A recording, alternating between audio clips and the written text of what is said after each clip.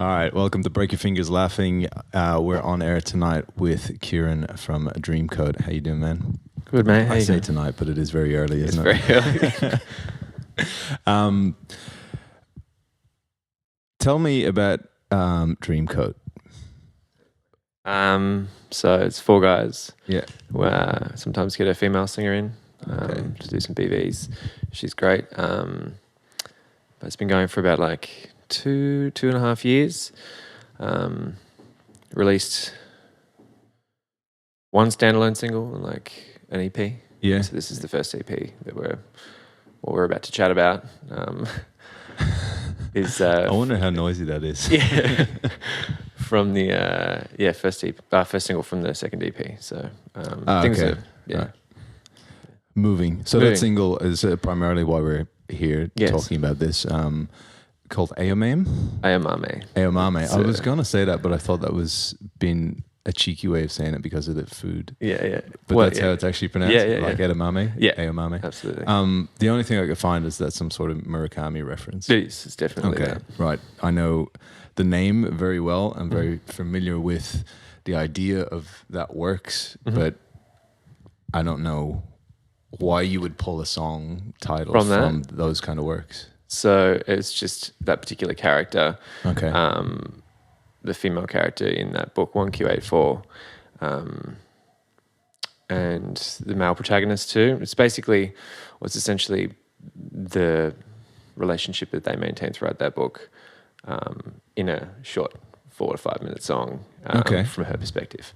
Right. So the lyrical content of your song is actually telling another part of that story or a different angle on that story. No, it's her angle from that story. Okay. Well, it's most of it's kind of in a particular scene in the book that kind of they keep coming back to when they first met when they were children. So Okay. yeah, and it's what ensues from that interaction. And we can't really give away No. what it's about, so you should just read the book. Yeah. So where did that influence come from? That kind of the idea of taking literary pieces and using them in your music. I think I just got over writing about my emotions. Okay. Because the previous EP we'd done was all, broken heart love songs. Yeah, right. So That's where most about bands the start. same girl. So I was a bit like, no, I'm in a happy relationship right now. So, trying to. So it's an interesting idea. And I know I refer to this particular artist a lot on this show. But we're all major fans of it. In that are involved in the show, we're all major fans of Nick Cave. Mm-hmm. And a lot of his lyrics are presented as his feelings or emotions, but they're often stories about other things, often biblical characters or some sort of mythical gods and stuff like that. So do you find it more comfortable to put your own feelings into someone else's characters? I think there's definitely an element of that within the song, and it's sort of a common theme with all the new songs. Most of it's about characters or stories that don't pertain to me. at all. Yeah. So it's like, But you relate to them in some way, Yeah, and you absolutely. can transfer their story into something that someone else can relate to. for sure. Is that often a goal of when you're writing a song, or do you have a goal if you sit down and write a song, or are you just trying to make something that sounds good? Yeah, I think it's the latter. It's just trying Yeah. to make something that sounds good and just have the lyrics not be crap. So what's your process there? How do you make lyrics not be crap? Not be crap. Yeah. Another great example. Kieran of Ebert, it. 2017. I don't know. It's just toil over it, I guess. Oh, really? It's So constant edit, re-edit. yeah, and and I guess worry about- the sketch ideas, and then take it to work and things like that, and kind of come up with a few lines here and there. Try to piece them all together. Someone that often comes up is Mark Kozilek, and he writes these novel-esque lyrics that are, for some reason, they work with the sound. I don't know how people do that. Like I know who you're talking about, but like I just when you hear artists, it's like far out. Like there's so many words there. That's, whereas a lot of our stuff is like a few stanzas long. So it's like Yeah. Okay. 1, 2, and that's it. So, yeah.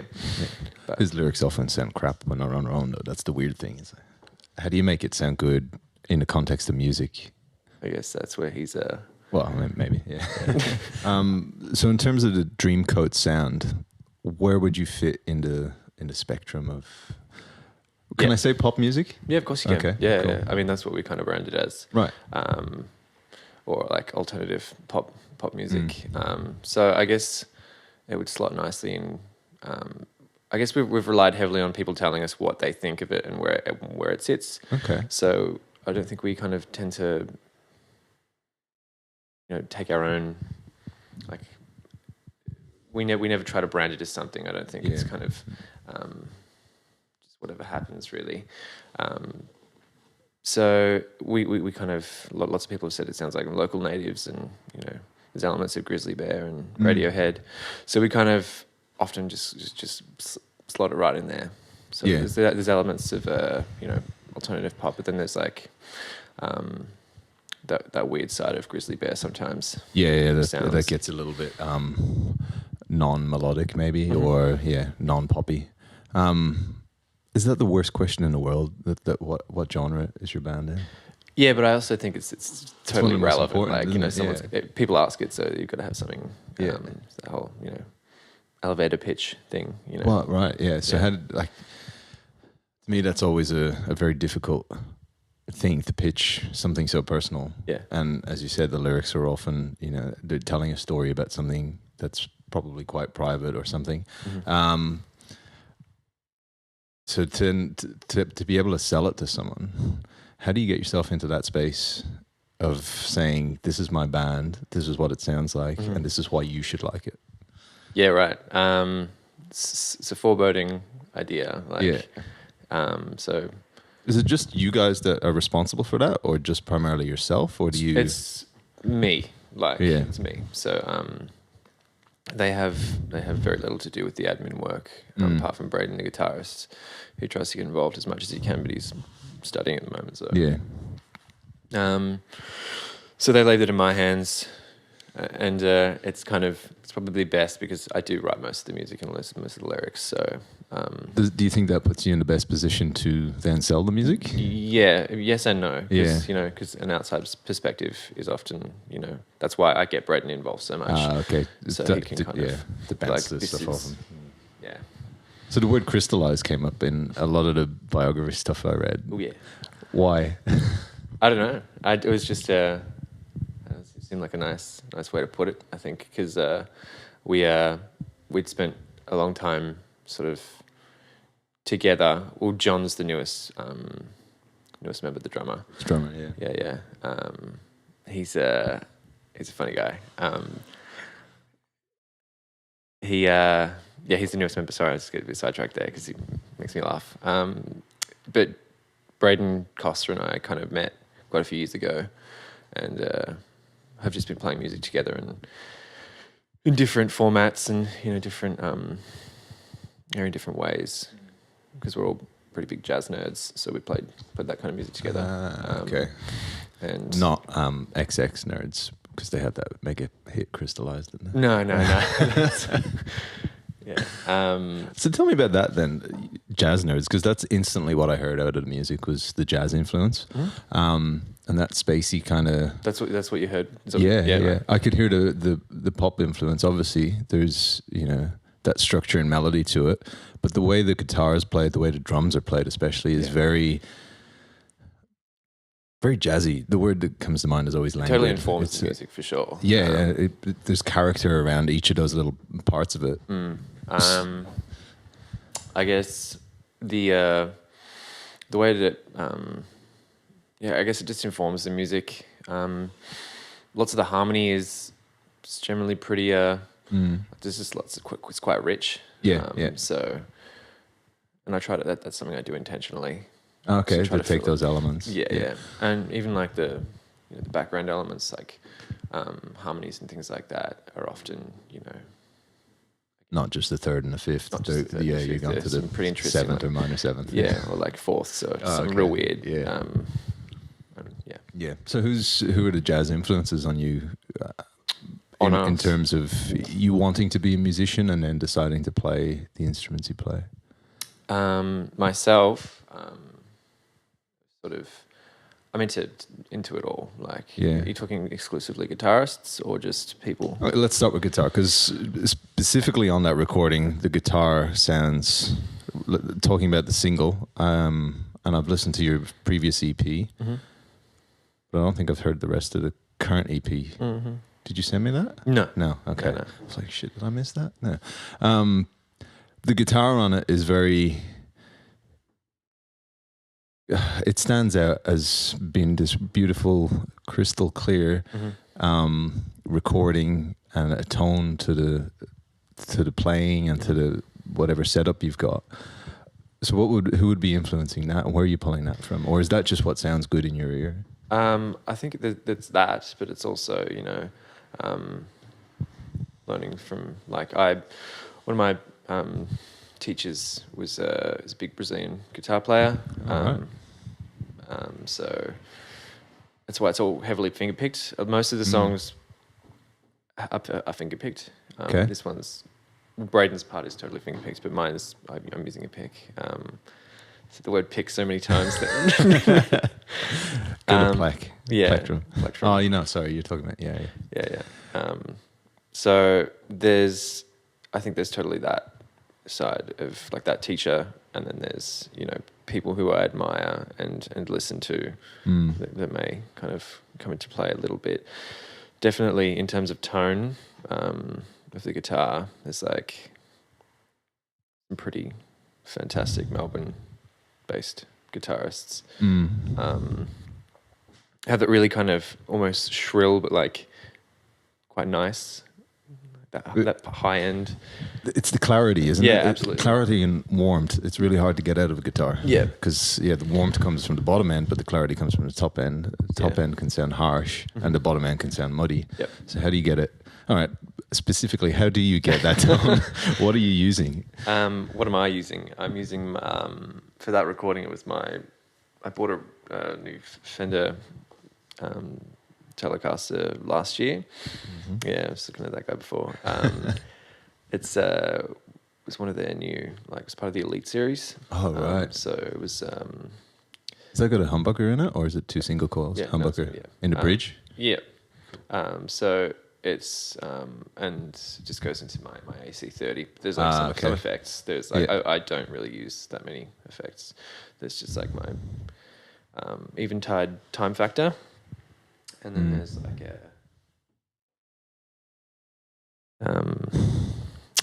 what are they called? I've gone blank. There's a really nice reverb pedal. Big Sky. Oh, okay. I was going to suggest the Blue Sky. The small one. Blue Sky's the smaller one, yeah. Yeah. Those things, like I have a timeline down here, the Strymon pedals. That's actually something I hear out of that. I just swapped that in for a Line 6 DL4 that I've had forever and loved it. And as soon as I swapped that in, there was an instant clarity to the sound that I couldn't get out of the Line 6. Yeah, right. So it's something like that Strymon, even just the way it's set up, maybe gives you a better chance anyway of having the sound you're after. Yeah, but it's also like where we recorded and like all that comes into play because that studio is just... It was great. So this little jam out in Park Orchards. Yeah, you got to tell me about that, because you can tell that room and whoever's working that recording is good. Yeah, his name's Evan Lawton, and he's got this studio out in Park Orchards. So he's just built and collected all this gear over his years and just built this studio over the last few years, I think. I went there a couple of years ago to assist on a recording, and it was sort of unfinished, but got in contact with him, and he was just super excited to have us in because it was all finished. And I think Mojo Juju's recorded out there. Okay. And some... I can't remember who else, but... Maybe, I think he did something with the Cactus Channel. Maybe, I don't remember. Right. I think that would make sense, though, in terms of the sound they have is not too far removed from what you guys, well, maybe removing all the brass elements, but that similar foundation of the guitar sound is nice and warm and clean. Sure. Even drum style, I suppose, is Probably similar. Yeah. Oh, I think that they're all big jazz nerds too. So Yeah. but yeah, totally. Yeah, Evan did a great job. We were really happy with how things went, and yeah, it's because that's where he lives as well. Yeah, So it's not yeah. just his studio; it's his house Yeah. where he lives with his parents, and it's just like there's so much love gone into it. Yeah, right. And he knows what he's doing. It's all this like vintage gear, And nice mics. he's in it. Like He's he in it. does. Did he mix as well? No, Who mixed it? I called Tristan Hoogland. He's from Brisbane. From Brisbane. Yeah. Okay. Yeah, but he's not living there anymore. He's okay. moved down to Melbourne a few years ago. It's interesting. He came to one of our gigs. We played at the Evelyn Hotel in Fitzroy, and basically did the sound for it. And he was like, "I really want to mix the EP that you guys like have," but we'd already agreed to have it mixed by the people we were working with. We're working with a small label. Have it mixed. Sorry. And yeah, he was like, "Oh, that's a bummer. Like, get me on board for the next one." And I just, I'd met all these people and I hadn't seen him for ages. And yeah, they just knew him. It's really crazy because I just met him again, and I was like, "Hey, so we've got some other stuff that you might be interested in." It's like he was destined to do that. Yeah, and it was so great. Like the mix was just fantastic. From that one I've heard, it's like every element is the right piece of that puzzle. Like you start off with your own personal sounds. Yeah. The studio captured it brilliantly. The engineer captured it just right. Yeah. And the mixers put it together in a nice way. So then, last part of the process, mastering. Adam Dempsey. Who? Adam Dempsey. Adam Dempsey. Oh, yeah, right. he works at Jack the Bear. I know the Mastering name. in Brunswick. Okay, right. He's done that as well? some pretty big names too. Yeah. Yeah, great. Yeah. He's mastered everything that we've ever done. So okay, cool. Right. So Aomame is out for 6th of June.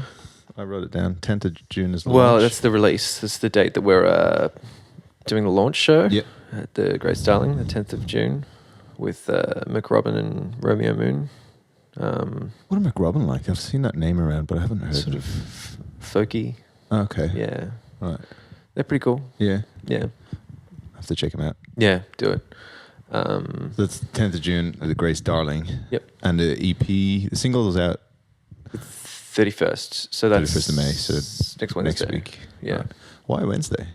I don't know. Because we go through this with my own band of thinking, shit, do we release it on a Friday or a Monday now? Like, Yeah. What's the best time to do it? Or do you just throw it out whenever you have it? Well, that was the thing. Like, I was just like, yeah, let's get it out when the timeline sort of decided that. I think in the end of like. So the EP comes out in between or the 10th as well? The EP's the EP's not coming out. We're gonna release another single in a little while to feel like so you're trying to, rather than have something big all at the same time, you're trying to have something regular. Yeah. Small and regular. Yeah. Yeah. Okay. It's kind of So you've thought about your marketing. How it's worked for us in the past. So cool. Awesome. Thank you so much for your time today, Kieran. Not it's a worry. A pleasure. Check out Dreamcoat. Aomame out next week. Yeah. Thanks, mate.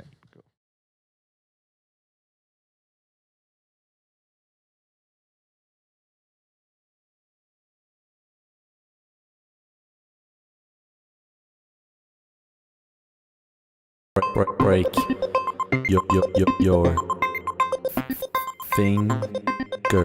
fingers laughing.